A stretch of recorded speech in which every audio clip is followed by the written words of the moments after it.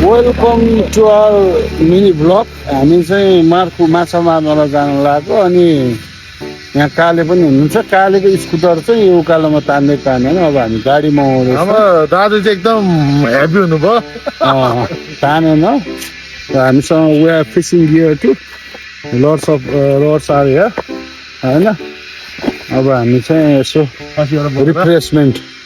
रिफ्रेसमेन्टको लागि यसो चाहिँ के भन्छ मार्केटतिर जाँदैछौँ। ठिकै छ। अरू त के भने कहिलेकाहीँ लाइफमा रिफ्रेसमेन्ट पनि चाहिन्छ। डोपामिनहरू रिलिज गर्नु पऱ्यो नि त विदाउट केमिकल्स। त्यही भएर त नेचुरल कुरा। खसी पनि छ फेरि खसी बोका पनि छ बिक्रीमा हो। ए खसी बोका चाहिँ दसैँको लागि बिक्रीमा होइन त आमा?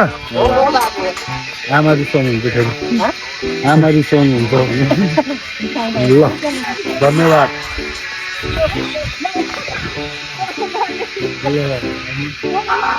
हाम्रो जनक भाइले हाम्रो गाडी लिएर आउनु भएको छ। धन्यवाद जनक भाइलाई, स्वागत छ। हामी चाहिँ लोकेसनमा आइसकेका छौँ। लोकेसन यही हो। हामी उतातिर गएर माछा मार्छौँ। यहाँसम्म आइसकेका छ। पानीहरू परिरहेको छ। यु क्यान सी होइन सबैजना।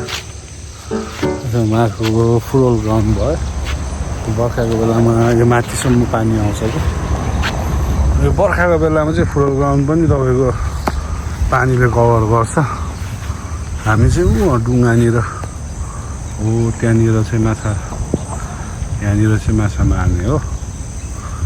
अब अर्को हाम्रो साथी चाहिँ तपाईँको के भन्छ माछालाई दाना लिन जानु भएको छ।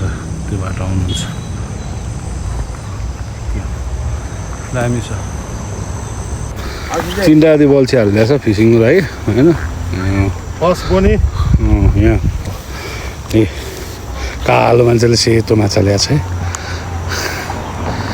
एउटा बल्छी सेटअप गरिसक्यो। एउटा माछा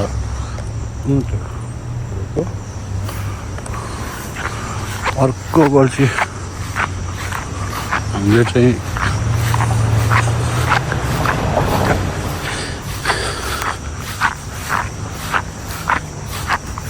यहाँनिर अर्को बल्छी राखेका छौँ। लास्ट बल्छी चाहिँ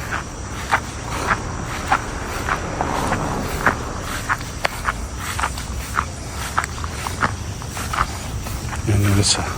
यो सानो बल्छी हो। 4th बल्छीको लागि बेड तयार गर्दैछु।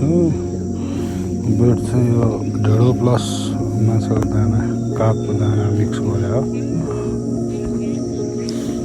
के गर्छ? सुनामी आयो क्या? लौटाइले बितालियो सानो ढुङ्गामा चढेर। गुड मर्निङ सबैजनालाई। हामी करिब होल नाइट नै आज माछा मार्नतिर लाग्यौँ। होल नाइटमा कति माछा मरेछ भन्दाखेरि चाहिँ बल्छी छ।